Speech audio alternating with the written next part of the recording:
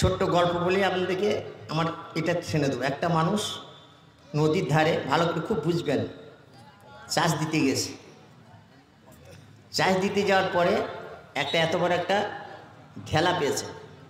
সে ভাবছে এটা কি, দেখছে ঢেলাটা খুললো, খোলার পরে দেখছে চকচক করছে, ধুলো, ধয় নিজেকে ছাড়িয়ে দিয়ে দিয়েছে। সর্বনা এটা শোনা হবে নাকি, পাশে একটা নদী ছিল, নদী ছেয়ে সেটা এবার ধুতে গেছে আর পড়ে গেছে। দিয়ে মনে মনে বলছে, না প্রকাশ্যে বলছে, ধোয়ার থেকে না ধোয়াই ভালো ছিল। খুব বুঝবেন কথাটা, ধোয়ার থেকে না ধোয়াই ভালো ছিল, ধোয়ার থেকে না ধোয়াই ভালো ছিল। শোনা পেয়েছে তো? দিয়ে আর স্থির থাকতে পারছে না। দিয়ে দেখছে নাঙ্গল চলে গেল, গরু চলে গেল, রাস্তায় আসছে, হাগো আব্দুর রহমান কী হলো? বলছে ধোয়ার থেকে না ধোয়াই ভালো ছিল। 5 কেজি সোনা পেয়েছে, ধুতে গিয়ে পড়ে গিয়েছে। বলছে ধোয়ার থেকে না ধোয়াই ভালো ছিল। বাড়ি এসে জিজ্ঞাসা করছে তার শাশুড়ি যে বাবা কি হলো? বলছে মা ধোয়ার থেকে না ধোয়াই ভালো ছিল। স্ত্রী জিজ্ঞেস করছে কি হলো? বলছে ধোয়ার থেকে না ধোয়াই ভালো ছিল।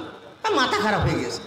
দিয়ে ডাক্তার ডাকলো, দিয়ে ডাক্তার ডাকার পর তখন বললো যে কি করতে হবে? বলে যে ওষুধ দিতে হবে। দিয়ে ওষুধে বললো, ডাক্তার বললো কত নেবে?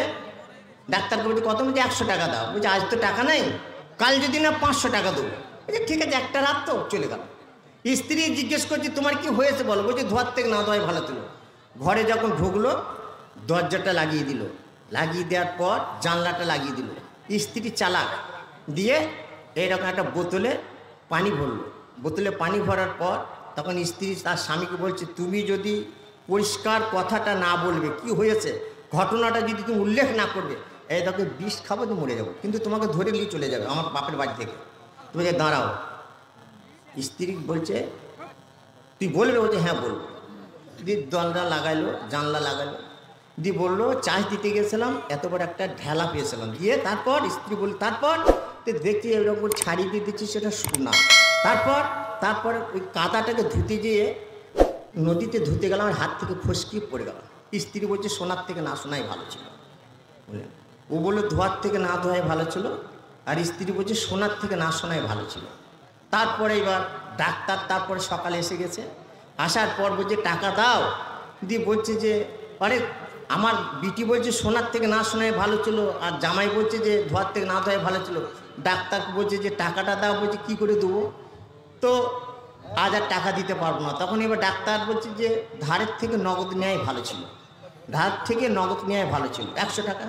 আর আমারও ঠিক সেই পজিশনে আজকে এই 270 কিলোমিটার রাস্তা কষ্ট করে আসা, আমার আশা থেকে না আসাটাই ভালো ছিল। কথা বুঝেছেন?